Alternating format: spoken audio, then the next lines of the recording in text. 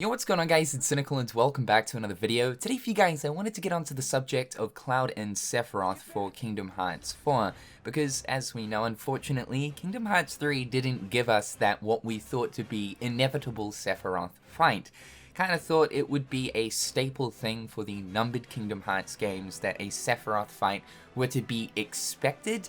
But Kingdom Hearts 3 unfortunately fell short, and I think this is something that a lot of people were ultimately disappointed with when it came to Kingdom Hearts 3, seeing that the only secret boss fight in the base game was of course Dark Inferno, which unfortunately did turn out to be quite the disappointing secret boss fight. Thank God the Remind DLC pulled Kingdom Hearts 3 from the grave in the sense of post-game content and really gave us the secret boss fight we so desperately desired.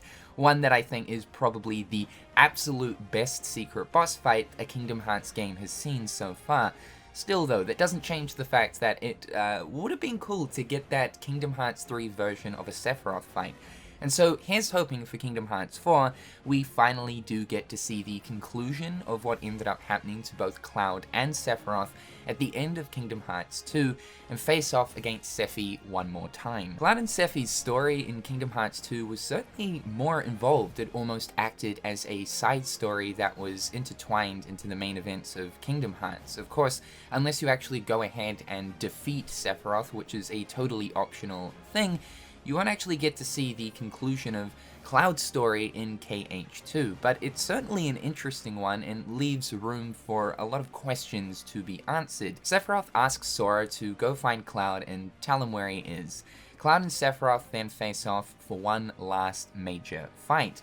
Towards the end of this fight, Cloud ends up absorbing Tifa's light, and both Cloud and Sephiroth jump up into the air, a big white light appears, and they vanish. Goofy questions if they've returned back to their own world, and Sora goes on to say they've gone someplace else. Okay, yeah, thanks for that, Captain Obvious! Mentioning how Cloud's gone to fight a great battle to defeat the darkness inside him. Looking at it now though, it really does make me think if Square Enix really did intentionally plan on leaving out Sephiroth for Kingdom Hearts 3, only to insert Sephiroth and Cloud back into Kingdom Hearts 4 for the specific reason of they've gone to Unreality. I kind of like this idea with them vanishing, two forces so ultimately powerful they somehow transcended dimensions and ended up in Unreality.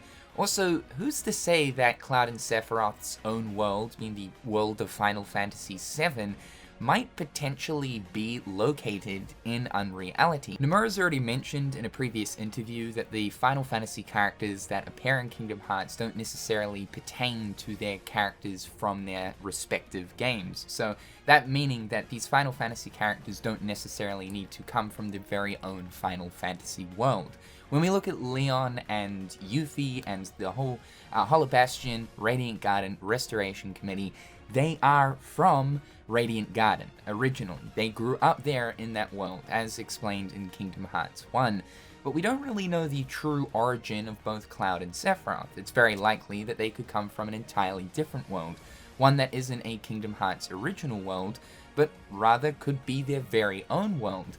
There's been an idea that's sort of been flung around that possibly with Unreality, a Final Fantasy world might appear. It's a cool idea, and I think it's something that a lot of people have been talking about to happen for a Kingdom Hearts game for quite some time, though of course the worlds that appear in Kingdom Hearts have always either been Kingdom Hearts original worlds, or of course the Disney worlds. Unreality is shifting away from that normal rule set that the Kingdom Hearts games follow, and that I think at this point anything really is possible. Now that it's very obvious that Tetsuya Nomura is kind of taking inspiration from his previous project, Final Fantasy Versus 13, I think we could possibly be in for a little bit more Final Fantasy involvement with Kingdom Hearts 4. And honestly, I really like the idea of visiting a Square Enix property as an actual world in Kingdom Hearts. And specifically when looking towards Final Fantasy VII and Midgar, a lot of people have been talking about if this could potentially show up as a world in Kingdom Hearts 4, something I would definitely be down on. Also, if we look at both Cloud and Sephiroth, they are world travelers, which I do find a little bit suspicious. They appeared in the Olympus Coliseum in Kingdom Hearts 1, and then all of a sudden they were there in Radiant Garden in Kingdom Hearts 2. This obviously tells us that they know how to travel between worlds. I'd also love to see a little bit more of Advent Children being incorporated for the idea of having a Sephiroth secret boss fight in Kingdom Hearts 4. Let's say scattered throughout some of the worlds in KH4, we have the Sephiroth remnants from Advent Children, which are Kaja, Loz, and Yazoo.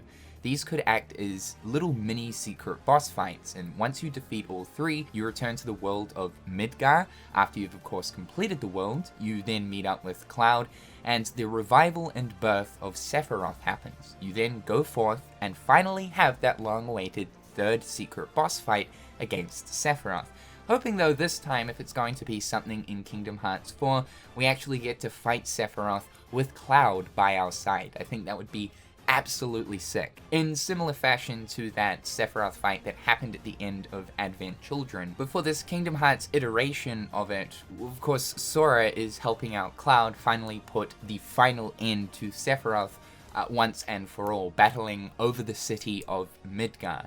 Oh man, that would just be absolutely insane. Oh yeah, and minus the blood. Cloud gets a little bit cut up in this fight, so I don't think Disney would be too happy about that, so we'd have to take out the blood. Also thinking too, reaction commands are coming back for Kingdom Hearts 4, baby, so we can get the big swooshy swoosh deflect reaction command going on, but it's like 10 times cooler because it's the PlayStation 5, Xbox Series X, Unreal 5, holy shit. Because let's say Sephiroth ended up being destroyed in that great battle that ended up happening at the end of Kingdom Hearts 2, for wherever Cloud and Sephiroth ended up going after that fight. Sephiroth was destroyed, but remnants still lingered, bringing on the Advent Children storyline into Kingdom Hearts 4. I think this idea would personally make the most sense. I think what's really cool about this too is if Midgar was to appear as a world in Kingdom Hearts 4, as well as the characters of Cloud and Sephiroth, they could literally appear as they do in the Final Fantasy VII Remake, as of course Kingdom Hearts 4 is taking on more of a realistic Final Fantasy looking art style and graphical sense. Yeah, holy shit, we could literally have remake Cloud and remake Sephiroth in Kingdom Hearts 4 as they literally appear to look all realistic and whatnot.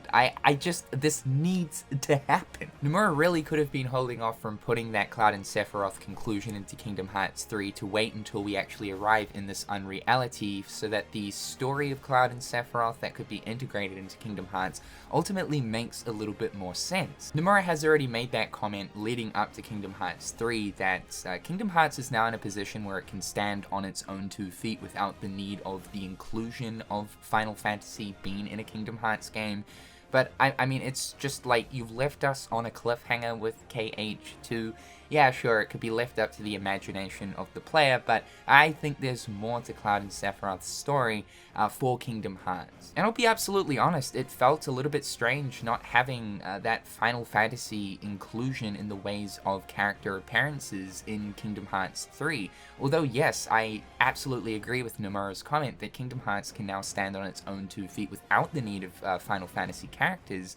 It's still something that has been a part of Kingdom Hearts' DNA since the very beginning, and for most Kingdom Hearts titles, there's almost always been a Final Fantasy character that's appeared. Dream Drop Distance was a bit of an exception, but we did have the inclusion of another Square Enix property, being that of The World Ends With You. Days was also lacking Final Fantasy characters as well, but at the same time, we got Organization 13 Moogle? Oh my god! KH3 did eventually add Final Fantasy characters back into the game with the Remind DLC, but I think half the reason why they did that was due to the feedback of KH3 with people being like, yo, where's the Final Fantasy characters, man? There's so many different Final Fantasy inclusions that could happen in Kingdom Hearts 4, but if I were to choose one, at least one, I would have to go with that continued story of Cloud and Sephiroth. With all of the crazy stuff that's now possible with the Unreal Engine 5, along with seeing some of the really cool fighting sequences we had in Kingdom Hearts 3, as well as especially Remind, I can only picture what a Sephiroth secret boss fight would end up looking like in KH4. So yes, it absolutely needs to happen. However guys, that's all for today. Leave your thoughts and opinions towards this in the comment section down below. I would love to know. However guys, I'm Cynical, and I'll catch you real soon. Peace.